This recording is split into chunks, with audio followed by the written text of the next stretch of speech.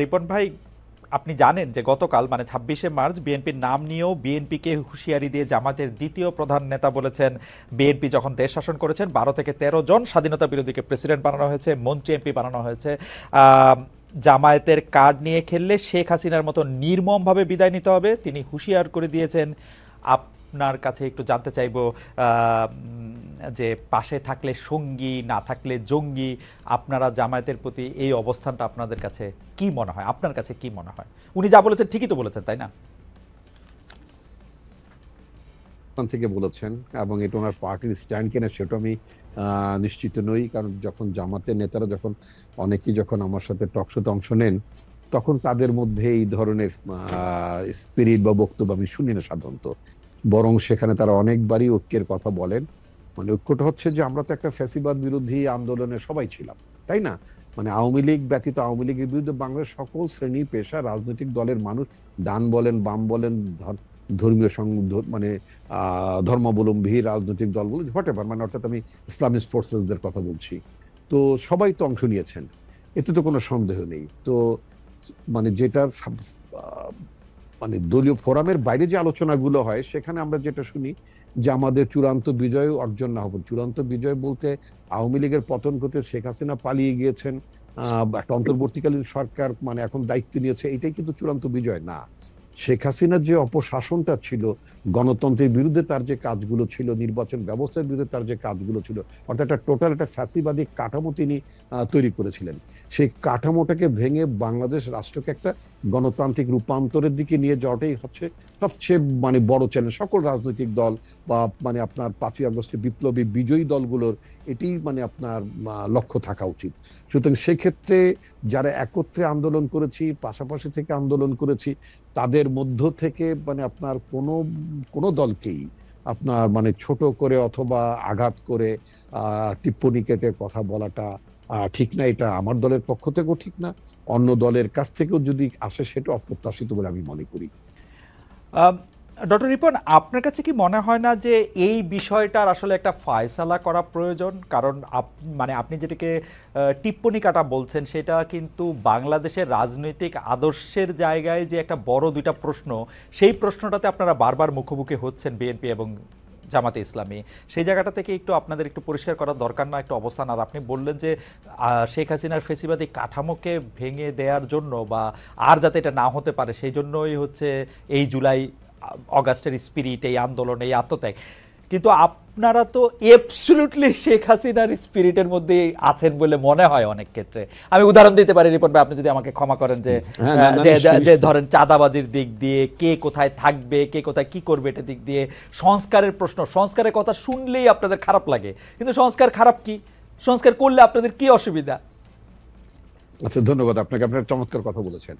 আপনি যদি খেয়াল করে দেখবেন যে বাংলাদেশে যখন কোনো রাজনৈতিক দলের সংস্কারের কথা বলছিল না, তাই না? মানে বিএনপি ছাড়া অন্য কোনো রাজনৈতিক দলের কাছ থেকে কি আপনি গত 2, 3, 4 বছরে সংস্কার হওয়া উচিত, এই ক্ষেত্রে সংস্কার হওয়া উচিত, ও ক্ষেত্রে সংস্কার হওয়া উচিত, নিশ্চয়ই আপনি সেটা শোনেননি। এবং আপনি নিশ্চয়ই মানে খেয়াল করে থাকবেন আমার নেত্রী বেগম খালেদা জিয়া কারাগারে যাওয়ার আগের বছরে তিনি কিন্তু একটা মানে প্যাকেজ অফ রিফর্ম তিনি ঘোষণা করেছিলেন, তাই না? তাহলে এই যে মানে প্রধানমন্ত্রী, আমি যদি একটু উদাহরণ হিসেবে বলি, প্রধানমন্ত্রী তো বর্তমান ব্যবস্থায় মানে অর্থাৎ একেবারেই লাস্ট ইমিডিয়েট পাস্ট আপনার গভর্নমেন্ট পর্যন্ত প্রধানমন্ত্রীর হাতে তো অ্যাবসলিউট পাওয়ার ছিল, তাই না? শি এনজয়েড অ্যাবসলিউট অথরিটি, তাই না? তো এখন এই ধরনের অবস্থায় থেকে কোন প্রধানমন্ত্রী চাইবেন, কোন রাজনৈতিক নেতা চাবেন যে তার ক্ষমতা অন্য কেউ শেয়ার করুক অথবা তার ক্ষমতার আসুক, ভারসাম্য আসুক? একথা তো বেগম খালেদা জিয়া সেই 2016-17 সাল থেকে বলা শুরু কারণ তিনি করলেন। বিরোধী দলে ছিলেন তখন, সেজন্য না রিপোর্ট? রাইট। না না না না, এটা আপনি বলতে পারেন, but it is our commitment. এটা তো আমাদের যে মানে রিফর্ম প্রপোজালস, আমাদের রিফর্ম প্রপোজালস এর মধ্যে তো আমরা এই কথাগুলো আমরা তুলেছি। প্রধানমন্ত্রী প্রেসিডেন্টের ভারসাম্য থাকবে, তারপর আপনার মানে পার্লামেন্টে আপনার মানে চেক অ্যান্ড ব্যালেন্সের জন্য আপনার দ্বিকক্ষ পার্লামেন্ট থাকবে। যদিও ব্যক্তিগতভাবে আমি দ্বিকক্ষ মানে উচ্চকক্ষ নিম্নকক্ষ পার্লামেন্টের ব্যাপারে মানে ব্যক্তিগত, আমি তো দলের মধ্যে একটা মানুষ, তাই না? তো সুতরাং আমার নিজেরও তো মানে পছন্দ অপছন্দ থাকতে পারে। তো আমার পছন্দটা হয়তো যারা পছন্দ আমরা করি বা না করি তাদের মধ্যে হয়তো আমি মানে আমি সংখ্যা লঘিষ্ঠ হয়তো, আমি কিন্তু আমি ব্যক্তিগতভাবে আপনার মানে উচ্চ কক্ষের ধারণার সাথে একমত নই। কারণ পৃথিবীতে আমার দেখা অনেক উন্নত দেশে আপনার যারা উচ্চ কক্ষ নিম্ন কক্ষ নিয়ে আছেন, ইভেন আপনি যেই দেশটিতে বসে আপনি অনুষ্ঠান পরিচালনা করছেন, সেখানে আপনি দেখবেন ওখানে সিনেট এবং কংগ্রেসের মধ্যে বিরোধ, এবং এই ধরনের বিরোধের মধ্য থেকে, তাই না, ওখানে আপনার রেভিনিউ বাজেট কিভাবে হ্যাম্পার করে, মানুষের বেতন হয় না, নানা ধরনের কিন্তু জটিলতা, মানে অনেক সময় মানে আপনার গভর্নমেন্টই আটকে যায়, এরকম একটা অবস্থা থাকে। ইভেন আমরা মানে যুক্তরাজ্য এই অবস্থা দেখেছি, তাই না? এইগুলো খুব উন্নত ডেমোক্রেসিতে যেখানে এই ধরনের অচলাবস্থা মাঝে মধ্যেই তৈরি হয়, সেক্ষেত্রে বাংলাদেশের মতো দেশে যেখানে আমরা ডেমোক্রেসিটাই প্রপারলি প্র্যাকটিস করি নাই, বা মানে সময় গণতন্ত্রের নামে ক্ষমতা আসার পরও মানে আপনার সেই, যদি আপনি 72-73 সালের কথা যদি বলেন, ফার্স্ট যখন আপনার সংবিধান তৈরি হলো, সেই সংবিধান অধীনে যে নির্বাচনটা হলো, সেখানে তো গণতন্ত্রের আকাঙ্ক্ষার কথাই আপনার উচ্চারিত হয়েছিল। তারপর আমরা কি দেখি না যে সেখানে একটা গণতান্ত্রিক ভাবে একটা নির্বাচিত সরকার বা গণতন্ত্রের প্রতি প্রতিশ্রুতিশীল একটি সরকার কিভাবে আপনার মানে ফ্যাসিবাদী চরিত্র গ্রহণ করে, কিভাবে একদলীয় ব্যবস্থা যায়। সুতরাং আমাদের গণতন্ত্রের চর্চাটা কিন্তু নিরবিচ্ছিন্ন না, এক। তারপর আমরা গণতন্ত্রের চর্চার ব্যাপারে আমরা যে খুবই খুবই আপনার মানে কি বলে মানে শ্রদ্ধাশীল, সেটাও কিন্তু আমাদের পাস্ট অ্যাক্টিভিটিতে মনে হয় না, তাই না? না রিপন ভাই, এই ব্যাপারে কিন্তু আমাদের কোনো সন্দেহ নাই। আশরাফ ভাই গুরুজন, উনি নিশ্চয়ই আরো ভালোভাবে বিশ্লেষণ করতে পারবেন।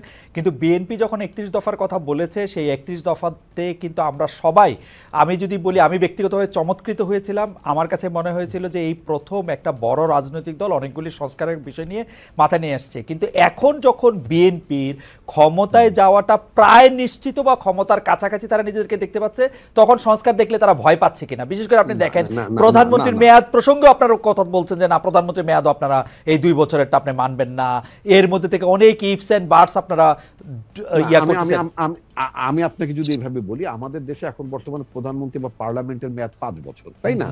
তো আপনার এটাকে 4 বছরের কথা বলা হয়েছে। আমরা যেটা মনে করি 5 বছরটাকে আমরা যৌক্তিক মনে করি, যে একটা নির্বাচন আয়োজন করতে মানে মোর দেন $1 বিলিয়ন খরচ যায়, তাই না? অনেক টাকা খরচ যায় কিন্তু, এবং সেই খরচের বিনিময়ে যে আপনার আউটপুটটা আসে, যে জাতীয় লোকেরা আপনার পার্লামেন্টে আসেন, তাই না, যে জাতীয় লোকেরা মন্ত্রিসভায় অন্তর্ভুক্ত হন, সেটা তো খুব আশাপ্রদ না। তো সুতরাং কিছু ব্যক্তিকে আপনার মানে এমপি করার জন্য, মন্ত্রী করার জন্য আপনার একটা টার্মের 1 বছর কমিয়ে দেওয়া মানে হচ্ছে ব্যয়টা 1 বছর আগে মানে বাড়িয়ে দেওয়া। ওকে, আমার মনে হয় যে সংস্কার ব্যাপারে আপনার কথা আমরা আরো একটু শুনবো রিপন ভাই, আরো আমাদের অনেক রকম প্রশ্ন আছে, কিন্তু আমরা এই প্রশ্নটি রেখে দিতে চাই যে সংস্কারের প্রশ্নেই বিএনপির একটা বিরোধিতা এই কারণে দেখা যাচ্ছে কিনা, কারণ বিএনপি মনে করছে যে মজাটা শেখ হাসিনা ক্ষমতা থেকে পেয়েছেন, সেই মজাটার কিছু ভাগ বিএনপিরও পাওয়া দরকার একইভাবে।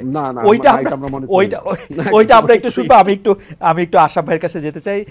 আশরাফ ভাই, আমরা যদি এই বিএনপি জামায়াতের প্রশ্নটা হলো রিপন ভাই যেটা বলছেন যে সেটা আসলে ফয়সালা হওয়া দরকার কিনা, সেই প্রশ্নটা যদি আমরা করি,